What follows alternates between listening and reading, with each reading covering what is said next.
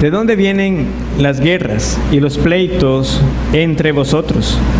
¿No es de vuestras pasiones las cuales combaten en vuestros miembros? Codiciáis y no tenéis, matáis y ardéis de envidia y no podéis alcanzar. Combatís y lucháis, pero no tenéis lo que deseáis, porque no pedís. Pedís y no recibís, porque pedís mal, para gastar en vuestros deleites. Oh almas adúlteras, ¿no sabéis que la amistad del mundo es enemistad contra Dios? Cualquiera pues que quiera ser amigo del mundo, se constituye enemigo de Dios. ¿O pensáis que la Escritura dice en vano, el Espíritu que Él ha hecho morar en nosotros nos anhela celosamente? Pero Él da mayor gracia. Por esto dice, Dios resiste a los soberbios y da gracia a los humildes. Someteos pues a Dios, resistid al diablo y huirá de vosotros. Acercaos a Dios y Él se acercará a vosotros. Pecadores, limpiad las manos, y vosotros los de doble ánimo, purificad vuestros corazones. Afligíos y lamentad y llorad. Vuestra risa se convierta en lloro y vuestro gozo en tristeza. Humillaos delante del Señor y Él os exaltará. Hermanos, no murmuréis los unos de los otros. El que murmura del hermano y juzga a su hermano, murmura de la ley y juzga a la ley. Pero si tú juzgas a la ley, no eres hacedor de la ley, sino juez. Uno solo es el dador de la ley, que puede salvar y perder. Pero tú, ¿quién eres para que juzgues a otro? Vamos ahora los que decís, hoy y mañana iremos a tal ciudad y estaremos allá un año, y traficaremos y ganaremos, cuando no sabéis lo que será mañana. Porque, ¿qué es vuestra vida? Ciertamente es neblina que se aparece por un poco de tiempo y luego se desvanece. En lugar de lo cual deberíais decir, si el Señor quiere, viviremos y haremos esto o aquello. Pero ahora os jactáis en vuestras soberbias. Toda jactancia semejante es mala, y al que sabe hacer lo bueno y no lo hace, le es pecado. Bueno, esta noche tengo entonces nuevamente el privilegio de compartir la palabra del Señor.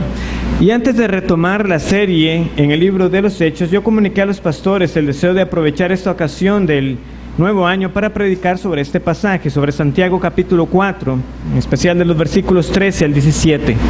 ¿Por qué? Pues es lo que está en la mente de nosotros en este día. ¿Qué es lo que habrá ocurrido en la mayoría de los casos? Bueno, quizás tomamos algún momento antes de que este año que acaba de terminar, y nos pusimos a pensar acerca de las metas que nos habíamos propuesto en el 2016 y hacer un recuento y ver cuántas de ellas cumplimos, cuántas del todo no se hicieron, cuántas postergamos, cuántas quedaron a mitad del camino. Pero a la vez, alentados con un nuevo comienzo, establecemos planes, nos ponemos nuevos propósitos y ahora sí, vamos a tener las estrategias para conseguirlo. Por ejemplo, es bastante común entre los creyentes proponerse leer la Biblia en un año.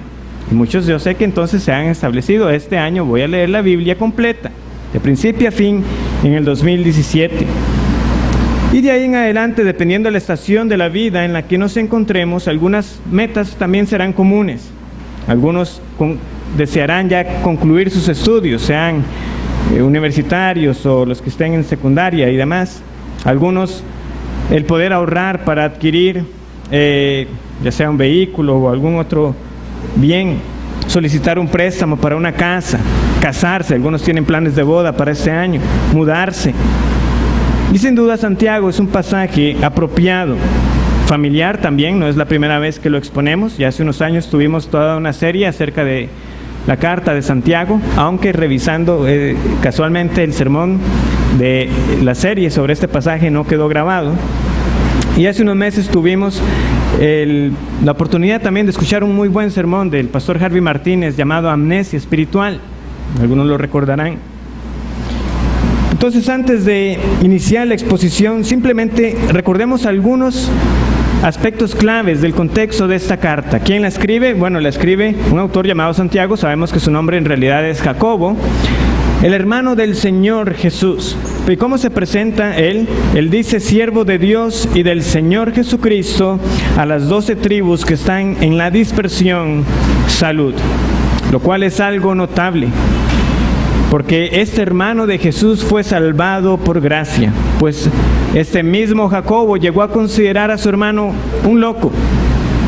Pero ahora, ¿cómo se presenta a él? No se presenta como el hermano de Jesús, sino como un siervo del Señor Jesucristo. Esa es la gracia del Señor. Ese es Jesús ahora para mí. No es un loco, es mi Redentor, es mi Señor. Yo soy su esclavo.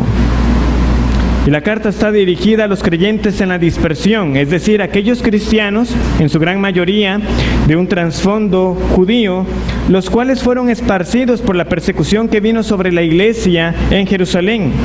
Y a la luz de las muchas pruebas que vinieron a estos hermanos, Jacobo escribió para aplicar la doctrina conocida entre ellos, mayormente haciendo referencia a los proverbios y al sermón del monte que predicó nuestro Señor Jesús, para examinar la naturaleza de la fe salvadora, llamando al arrepentimiento a aquellos de doble ánimo, a aquellos que sabiendo hacer lo bueno no lo hacían, porque la fe que salva tiene fruto. O como lo expresa el corazón de esta carta: porque como el cuerpo sin espíritu está muerto, así también la fe sin obras está muerta. Capítulo 2, versículo 26. Entonces, la naturaleza de la fe salvadora es examinada por Santiago, tratando de manera recurrente varios puntos. Por ejemplo, las mismas pruebas, las aflicciones, tratando acerca de las tentaciones, la sabiduría, cómo conducirse sabiamente en esta vida, la lengua, las ofensas, las murmuraciones, el juzgar con nuestras palabras, la parcialidad o el tener preferencias, cuando venía el rico, que viniera adelante, y al pobre, a menospreciarlo, la compasión. Entonces, constantemente en esta carta Santiago presenta evidencias para que usted examine su fe y vea si es esta fe que salva. Porque hay una fe que dice él que es una fe que no salva, está muerta. De manera puntual, en el capítulo 4 y en los versículos 13 al 17, nosotros vemos que Santiago denuncia una vida orgullosa y una vida que omite voluntariamente la voluntad de Dios. Y a la vez también, aplicando una vez más esa doctrina y la fe, nos presenta la perspectiva adecuada para combatir el orgullo y los pecados de omisión. Entonces, antes de proseguir, para que estemos claros, ¿qué es el orgullo? O los sinónimos que tenemos en este pasaje, que tenemos en el versículo 16, jactancia, soberbias. Bueno, cuando hablamos del orgullo o la arrogancia también, según otras traducciones, hablamos de esa actitud prepotente, de tener un concepto de mi persona más alto que el que debo tener, que menosprecia a otros, que vive alabándose a sí mismo por los logros y no reconoce su condición necesitada, menesterosa, y que en realidad depende de otros a quienes Dios ha puesto como instrumentos para que tenga lo que tiene. Por omisión o por los pecados de omisión nos referimos a esos pecados donde yo sé lo que Dios ha dicho y simplemente no lo hago. Eso es muy diferente a los pecados que son por completa ignorancia o desconocimiento. Versículo 13. Vamos ahora a los que decís: hoy y mañana iremos a tal ciudad y estaremos allá un año y traficaremos y ganaremos. O podemos decir: y haremos negocio y ganaremos. Entonces vemos aquí en primer lugar el pecado del orgullo y de omisión al planificar como si Dios no existiera. Al planificar como si Dios no existiera. Es una vida de ateísmo práctico. ¿A qué me refiero cuando digo un ateísmo práctico? Bueno, que si yo le pregunto a ustedes, ¿creen en Dios? Yo sé que ustedes van a responder, como Santiago también bien anticipaba, que muchos responderán: ¿crees en Dios? Bien haces. Los demonios creen y tiemblan. Pero en la vida práctica, esa persona que dice: bueno, la verdad es que tiene que haber un Dios, pero vivo, como si realmente no existiera.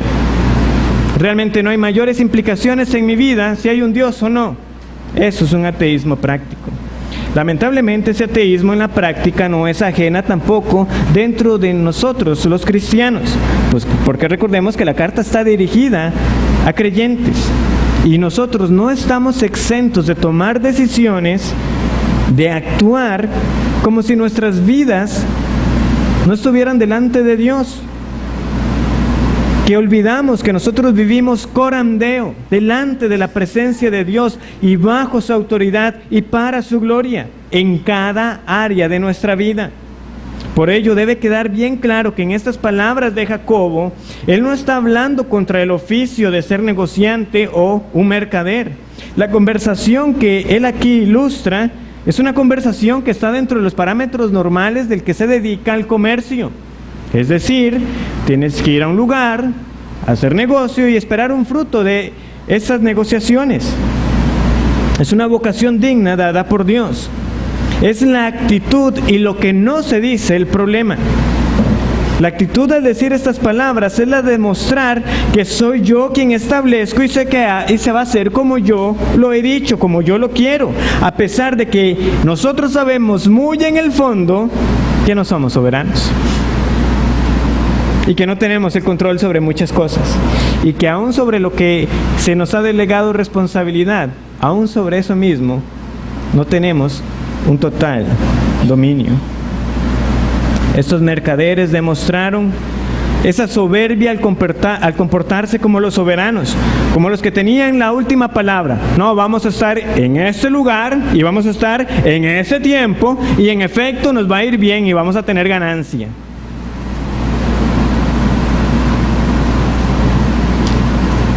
Ellos se estaban mostrando como soberanos sobre el tiempo, sobre el lugar y sobre el resultado.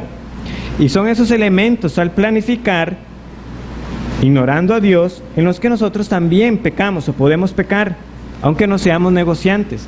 Creernos que somos dueños de dónde vamos a estar, en qué tiempo vamos a estar y sobre los resultados. Por ejemplo, en mi caso, como alguien que se encarga de la fase final de cuando ya se ha dado un desarrollo de cierto código, de software, soy un programador, yo debo enviar ciertos documentos al cliente con un calendario y las acciones que se van a hacer, indicando tal día, tal equipo va a hacer tal acción, tal otro día, un equipo va a hacer tal otra acción y tal día, a esta hora, vamos a instalar el programa y se va a publicar para que ya los cambios estén en vivo, como solemos decir en este contexto. ¿Resulta realmente el plan que envío semana tras semana tal como lo he enviado? No, no siempre. ¿Debo por eso yo dejar de planificar? Tampoco. Es mi responsabilidad. El problema tampoco es la planificación. Pero en el fondo lo que yo debo tener presente es lo siguiente. Señor, este es el plan que vamos a trabajar con el cliente, si así tú lo permites y si todo sale bien. Y así cada uno puede hacer las aplicaciones para su propio oficio. Quienes trabajen con libros contables saben cuánto puede complicarse un cierre y así en general. Por más experiencia que usted tenga, usted sabe que algo que usualmente le puede tomar unos pocos minutos, no hombre, eso es rapidísimo, ya se lo resuelvo. Se le puede transformar en un problema de horas, de días y hasta de semanas. ¿Por qué? Por detalles que no esperábamos o porque simplemente cometimos un error y nos dimos cuenta tarde que lo habíamos cometido. ¿Qué pasó? Es que no somos soberanos, no somos omniscientes, no podemos con todo.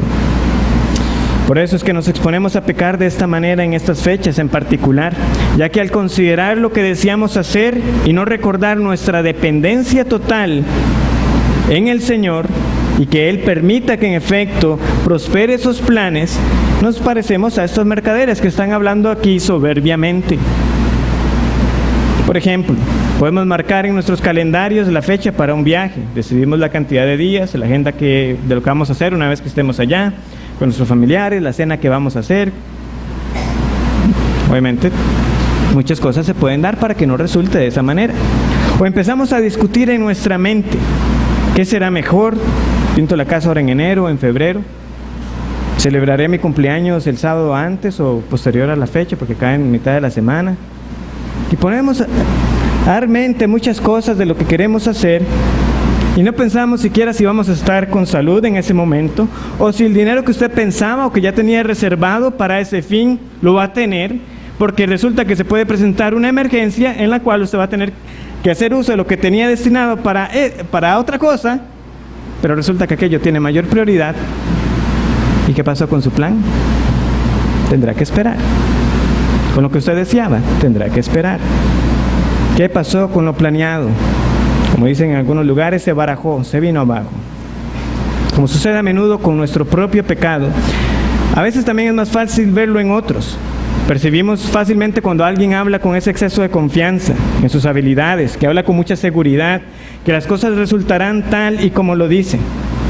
Por ejemplo, recuerdo una ocasión que estaba en un local donde antes hacíamos las compras de los víveres, y el local acostumbraba a hacer una rifa entre quienes compraban. O sea, por el simple hecho de usted llegar y comprar, usted participaba. Al salir, escuché una conversación, estaban hablando bastante alto, pero estaban ahí ya haciendo planes de que se iban a ganar el auto que estaban rifando. Uy, sí, nos ganamos el carro, fulanito se queda con el otro y sutanito, no, yo se lo voy a conducir. Bueno, ya estaban ahí planificando todo lo que iban a hacer con el carro que se iban a ganar. O cuántos más bien también, hace unas pocas semanas también estaban contando con muchos planes porque se iban a pegar supuestamente una buena porción del gordo navideño. Qué fácil es verlo en otros, pero cuántas veces nosotros, ya sea públicamente o en nuestros pensamientos, hablamos o actuamos de la misma manera. No tenemos ninguna potestad, ninguna forma de saber si realmente las cosas van a salir de esa manera, pero hablamos con total seguridad y confianza de que así va a ser. El Señor Jesús compartió una parábola que refleja muy bien esta misma actitud que Jacobo denuncia. Algunos quizás la puedan estar intuyendo. Vamos a Lucas capítulo 12. Lucas capítulo 12 y leemos a partir del versículo 13.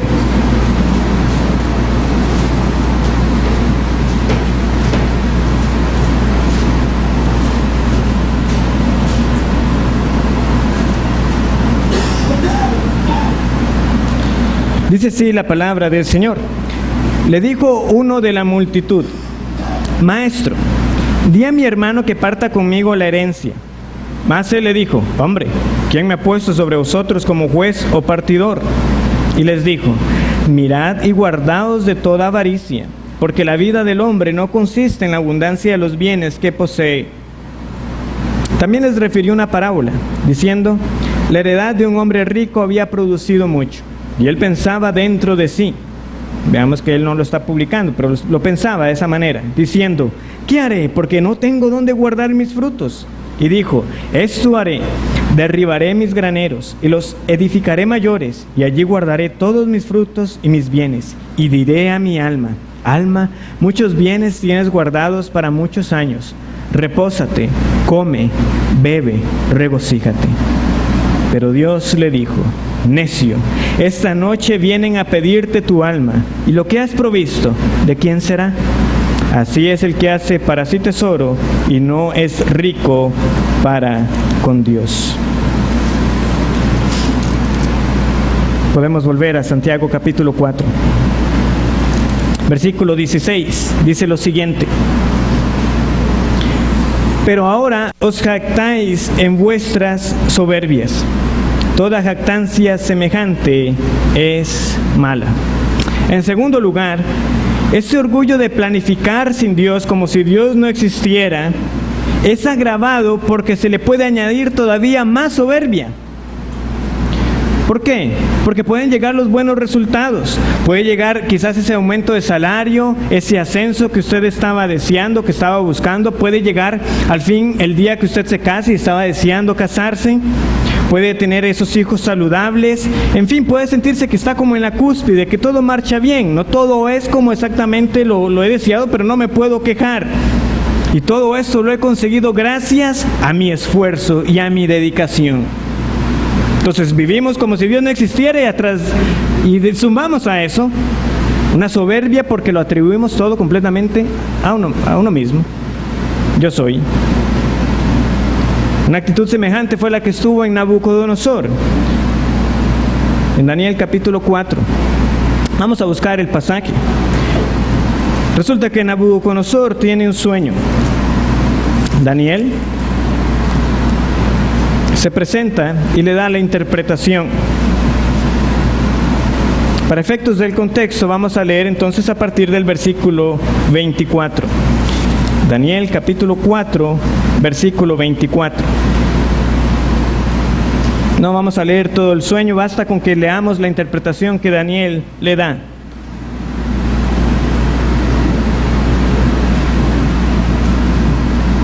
Esta es la interpretación, oh rey, y la sentencia del Altísimo que ha venido sobre mi señor el rey, que te echarán de entre los hombres, y con las bestias del campo será tu morada, y con hierba del campo te apacentarán como a los bueyes, y con el rocío del cielo serás bañado, y 7 tiempos pasarán sobre ti, hasta que conozcas que el Altísimo tiene dominio en el reino de los hombres, y que lo da a quien Él quiere.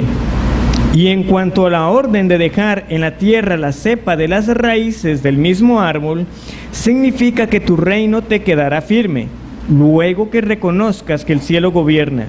Por tanto, oh rey, acepta mi consejo.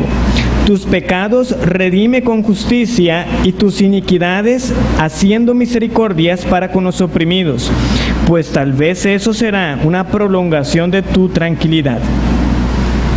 No sabemos cuánto tiempo pasa después de que Daniel le da la interpretación.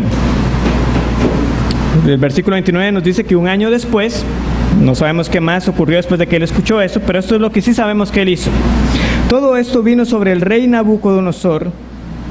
Al cabo de 12 meses, paseando en el palacio real de Babilonia, habló el rey y dijo: ¿no es esta la gran Babilonia que yo edifiqué para casa real con la fuerza de mi poder y para gloria de mi majestad? Aún estaba la palabra en la boca del rey cuando vino una voz del cielo: a ti se te dice, rey Nabucodonosor, el reino ha sido quitado de ti.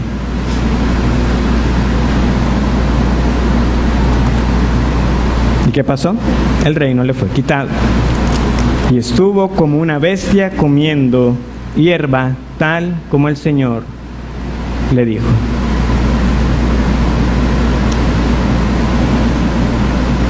Poco más debe añadirse a la lectura de este pasaje que hemos leído de Nabucodonosor. Cuánta insensatez, cuánta soberbia, cuando hablamos de mis logros, de lo que yo he ganado, de lo que yo poseo. Cuando todo lo que tengo, lo tengo porque de Dios lo he recibido.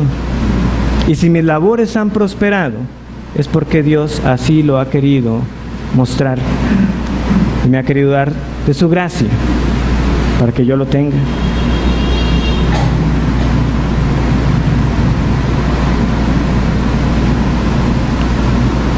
Versículo 17. Y al que sabe, Santiago capítulo 4, versículo 17.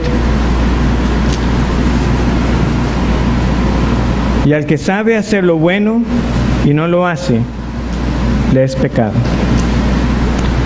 Tercero,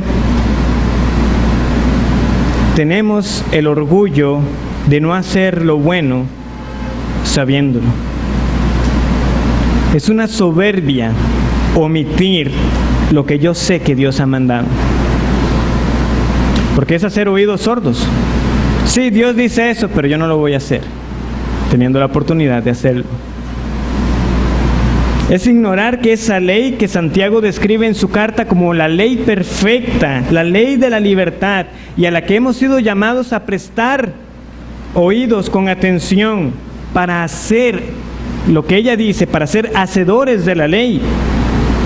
Eso es lo que a nosotros se nos pide cuando la palabra del Señor es predicada, cuando esa es expuesta, cuando uno la lee. Versículo 25 del capítulo 1, Santiago 1:25.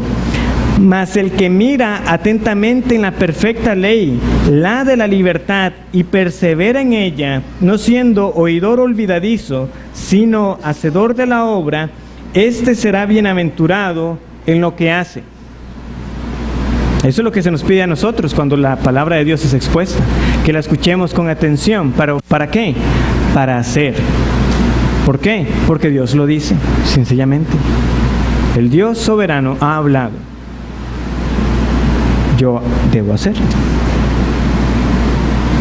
Pero es tal nuestro orgullo y tal nuestra soberbia que tenemos el atrevimiento de no hacer lo que sabemos que Dios dice que hagamos. Al que sabe hacer lo bueno y no lo hace, le es pecado.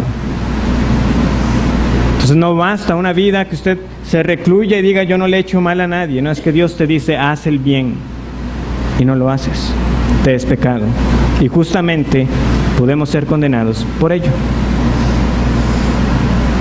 Santiago en su carta nos presenta varios ejemplos de cómo debe ser ese bien que Dios nos manda, de casos puntuales en los que nosotros tenemos la oportunidad de ayudar al prójimo, de demostrar cuál es esa verdadera religión. Por ejemplo, en el mismo capítulo 1, versículo 27, la religión pura y sin mácula delante de Dios el Padre es esta: visitar a los huérfanos y a las viudas en sus tribulaciones y guardarse sin mancha del mundo. Hay un llamado a alejarnos de la mundanalidad, de guardarnos de aquello que no trae provecho, de aquello que explícitamente Dios ha prohibido. Lo sabemos, pero no siempre lo hacemos. Somos insensatos, nos exponemos, nos dejamos atraer por nuestros propios deseos pecaminosos y caemos en la trampa de la tentación, como Santiago también ya lo describía, versículos antes. Es pecado. O sabemos de hermanos que están en aflicción, no necesariamente tienen que ser huérfanos y viudas. ¿Y qué hacemos? Los ignoramos. No vamos donde ellos, no los visitamos teniendo la oportunidad. Se nos pasa la ocasión. Los vemos como pequeños descuidos. Pero lo sabemos. Sabemos que la palabra del Señor nos dice: visite al que está en sus tribulaciones, visite al afligido, extienda su mano al necesitado. Y no lo hacemos. Es pecado. Todavía más claro, capítulo 2, versículos 14 y 15. Hermanos míos, ¿de qué aprovechará si alguno dice que tiene fe y no tiene obras? ¿Podrá? Y podemos decir, ¿podrá tal fe salvarle? Y si un hermano o una hermana están desnudos y tienen necesidad del mantenimiento de cada día, y alguno de vosotros les dice: id en paz, calentaos y saciaos, pero no les dais las cosas que son necesarias para el cuerpo, ¿de qué aprovecha? ¿De qué aprovecha? De nada, esa es la respuesta. De nada aprovecha a la situación que él está exponiendo de ejemplo. Lo bueno es darle a estos que están en necesidad de lo que el Señor nos ha dado a nosotros, pero no lo hacemos. Es pecado. El capítulo 5 nos presenta otro caso. Vamos ahora, ricos, llorad y aullad por las miserias que os vendrán. Vuestras riquezas están podridas y vuestras ropas están comidas de polilla. Vuestro oro y plata están enmohecidos, y su moho testificará contra vosotros y devorará del todo vuestras carnes como fuego. Habéis acumulado tesoros para los días postreros. Teniendo, y en algunos casos algunos, incluso contra a los que se dirige Santiago, teniendo mucho más, ¿qué hacían? ¿Cómo era que acumulaban para sí mismos? No le pagaban a los jornaleros su debido salario. Lo retenían para sí. ¿Con qué fin? Simplemente para acumular y acumular. Tenían la oportunidad de ser un instrumento para que otros tuvieran para su provisión y no lo hacían. Les es pecado. Un último ejemplo, capítulo 3, versículo 9.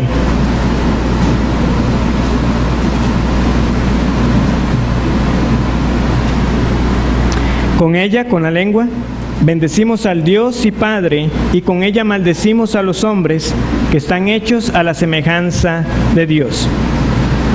¿No sabemos nosotros que las demás personas también son hechos a la imagen de Dios y que ese prójimo que yo tengo es hechura de Dios? Lo sabemos. Y no obstante, con la misma lengua que venimos para cantar al Señor, tratamos a otros de necios, de tontos, de incapaces, de incompetentes, de buenos para nada. En lugar de hablar palabras para edificación, somos de tropiezos a otros con lo que decimos. Y sabemos bien lo que debería salir de nuestras bocas, pero no lo hacemos. Es pecado. El Señor Jesús compartió otra parábola que también ilustra esto que Jacobo escribió. Es conocida como las parábolas de los talentos. Vamos a leer la que encontramos en Mateo, capítulo 25. Sabemos, pero no hacemos. Mateo, capítulo 25, versículos 24 al 30.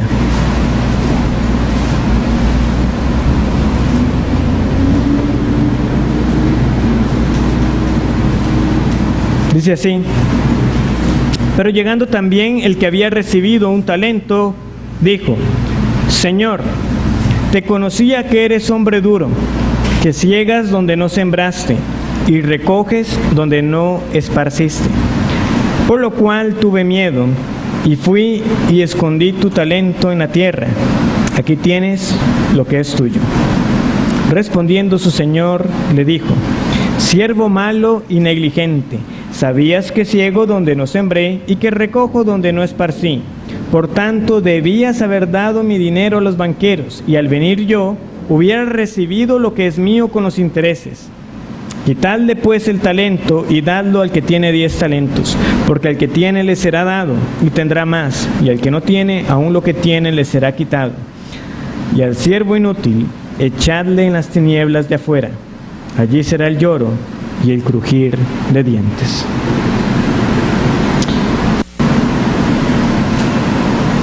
En la parábola que se presenta en Lucas, el Señor incluso lo dice más explícito. El mensaje que dejó el Señor era: negociad entre tanto que vengo.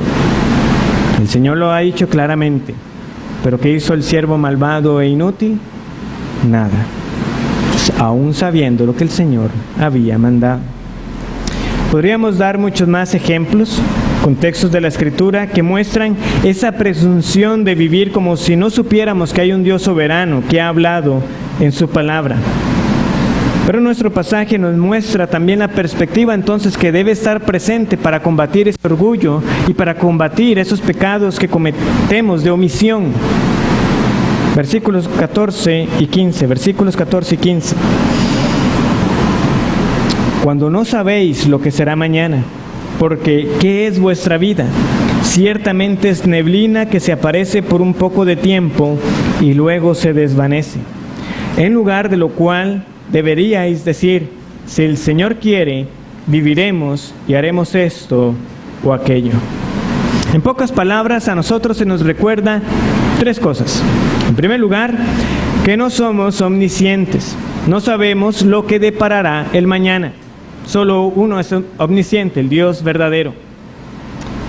Y así como Jesús nos manda a nosotros a no afanarnos por el día de mañana, porque precisamente no sabemos lo que traerá, nosotros podemos ir al otro extremo y pensar que sí sabemos lo que será mañana y por lo tanto planificar pensando que sabemos cómo serán las cosas, dando por sentado que estaremos con vida.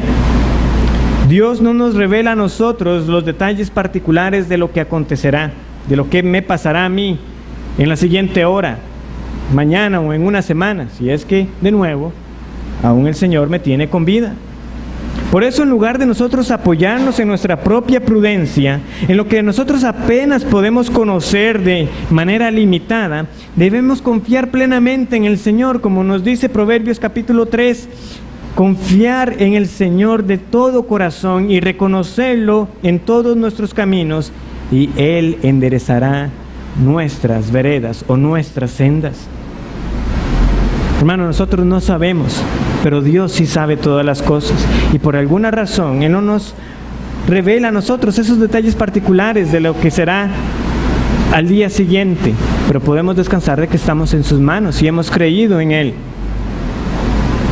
Pero cuando planifiquemos, cuando nos propongamos cosas, recordemos precisamente eso: no somos omniscientes, no sabemos qué será. En segundo lugar, en estos versículos Santiago nos está recordando que no somos eternos. No somos eternos. ¿Qué es vuestra vida? Muchos pretenden dar una respuesta a esa pregunta. ¿Qué es la vida? Bueno, Aquí hay una respuesta a esa pregunta. ¿Qué es la vida? ¿O qué es su propia vida? Bueno, es como una neblina. Es de corta duración. Es pasajera. Se desvanece. La imagen es tan vívida que no hay mucho que explicar.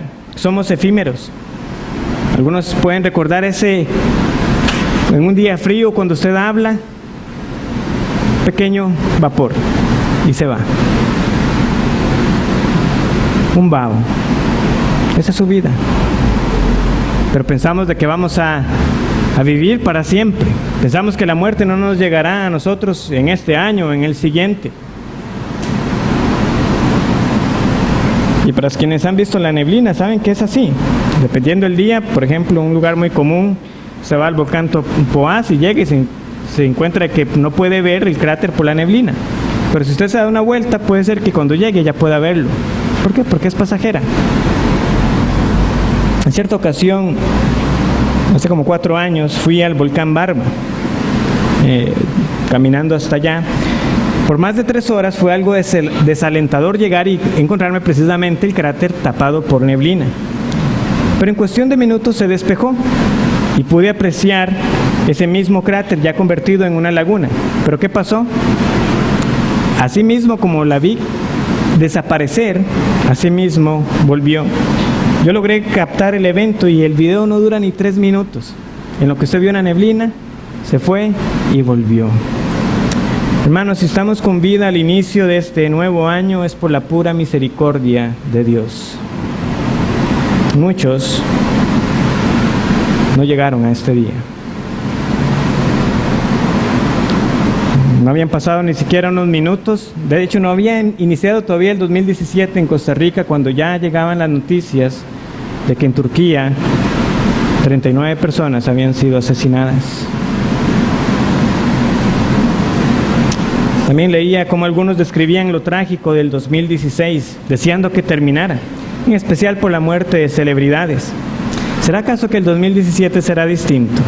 ¿Será acaso que el 2017 no se van a morir ricos y famosos? Pero ¿no es ese un llamado para nosotros considerar igualmente la brevedad de nuestras vidas y considerar nuestros caminos delante del Señor? Porque al final no importa cuán conocido usted sea, cuánto dinero usted tenga, en qué país viva, todos tenemos una hora y esa hora llegará. Santiago se lo recuerda a los ricos en el capítulo 1, versículo 10. El rico que se gloríe es en su humillación, porque él, no las riquezas, él pasará como la flor de la hierba. Por solo al rico le pasa eso, no también al pobre.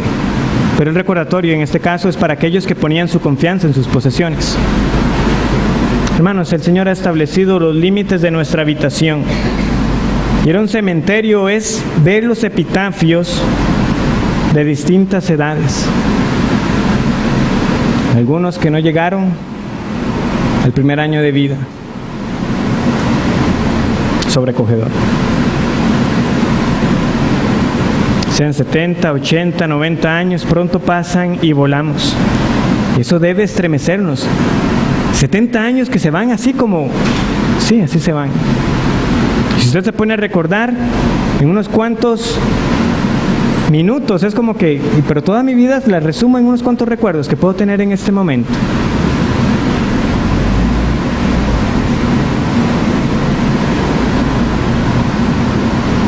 Todo un año se acaba de concluir. ¿Y dónde quedaron las cosas que dijimos que íbamos a hacer y que las hemos postergado?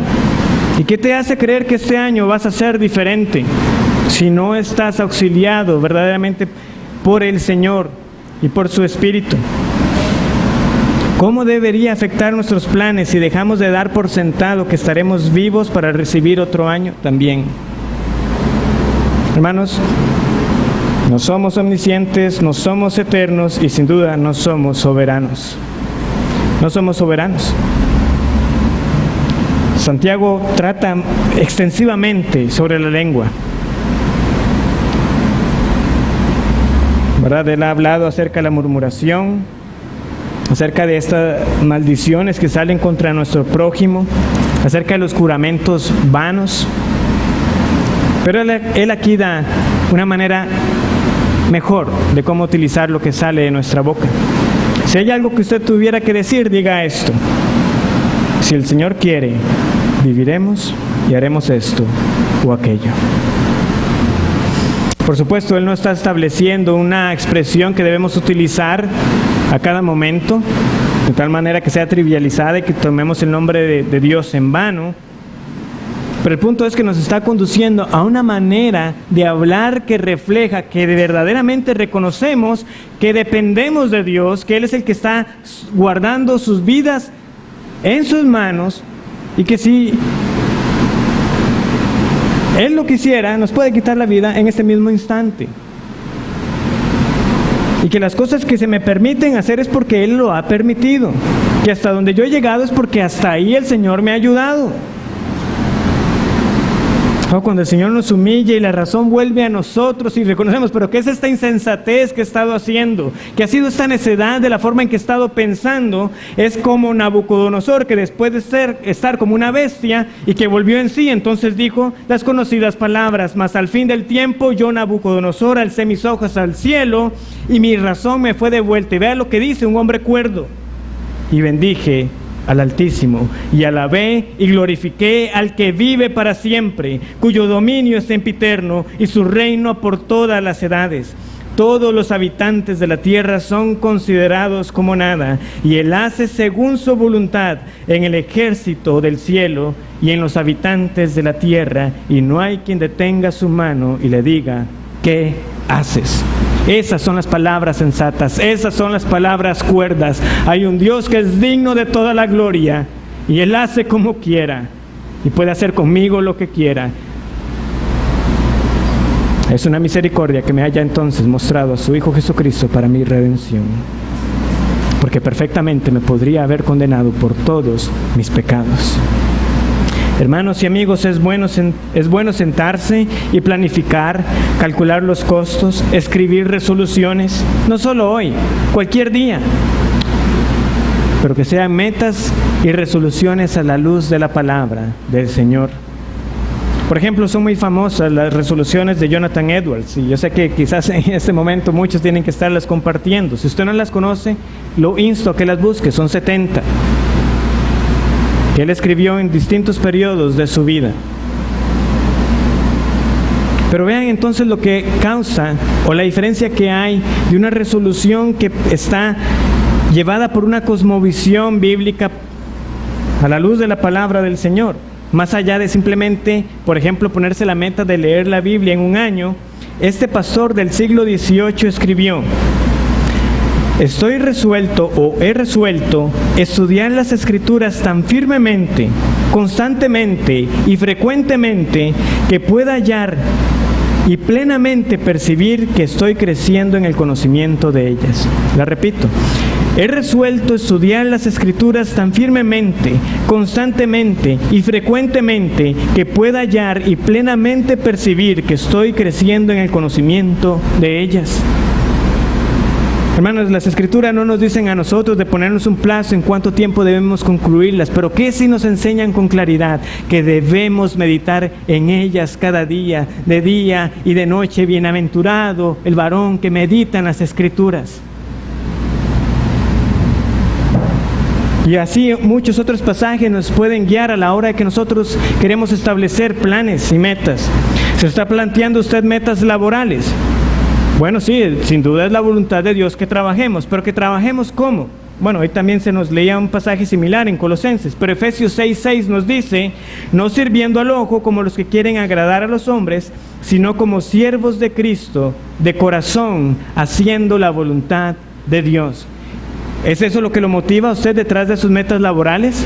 ¿La gloria de Dios? ¿No servir al ojo? ¿O está buscando su reconocimiento? Que todos vean de lo que yo soy capaz. ¿Hay metas en su matrimonio o en su relación con los demás?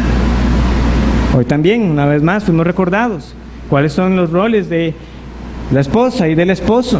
Y tenemos muchos otros pasajes que también nos enseñan cuál es la voluntad de Dios para el matrimonio y para nuestra vida. Conocido pasaje, 1 Tesalonicenses, capítulo 4, versículo 3. Pues es la voluntad de Dios vuestra santificación, que os apartéis de fornicación, que cada uno de vosotros sepa tener su propia esposa en santidad y honor. Una meta para su matrimonio: guarde su matrimonio santo, honroso sea el hecho matrimonial. Si continuamos leyendo en esa misma carta, también tenemos metas para cómo me voy a relacionar yo con los demás: que ninguno agravie ni engañe en nada a su hermano, a que yo sea justo en mis tratos, que yo sea un hombre o una mujer que guarde su palabra como un testimonio para la gloria de Dios. Y si no salen los planes o no se da lo que deseaba, tiene un plan para ello. No me refiero a un plan B. Bueno, si esto no sale, lo voy a hacer de esta manera. Estoy diciendo que del todo algo no sale. ¿Qué piensa hacer si algo que usted realmente anhela no se llega a dar? Bueno, también la palabra de Dios nos recuerda a nosotros lo siguiente: dad gracias en todo, porque es la voluntad de Dios para con vosotros en Cristo Jesús. Y si algo que yo anhelaba, si algo que yo pedía no se da, igualmente daré gracias a Dios, porque Él es más sabio. Porque como su hijo, yo sé que Él me guarda y me cuida, y aún aquello que no me da es para mi bien. ¿Y qué si Dios permite pruebas y sufrimiento en este año? Bueno, debemos recordar que es necesario que a través de muchas tribulaciones entremos en el reino de Dios, y Dios también tiene un propósito en ellas, aunque no siempre sea claro para nosotros. Pero a veces, como Pedro también escribió en sus cartas universales, es la voluntad de Dios que padezcamos haciendo el bien y no el mal, y que haciendo el bien nosotros hagamos callar la ignorancia de los hombres insensatos. Tal como una vez más escuchábamos en la mañana, como Job hizo callar a su esposa porque habló como una mujer que no conocía a Dios. Ya, deje eso. No. Estoy en las manos de un Dios. Y si esta enfermedad, si esta aflicción ha venido, la recibiré también de parte de Él.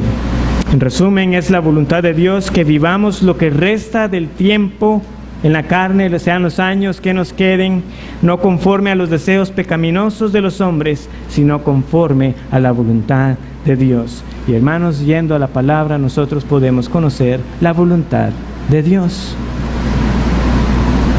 Pero en última instancia debemos recordar que aparte de la gracia de Dios y sin el auxilio de su Espíritu Santo, nosotros no podemos cumplir su voluntad. Aún siendo nacidos de nuevo, no cumplimos la voluntad de Dios perfectamente.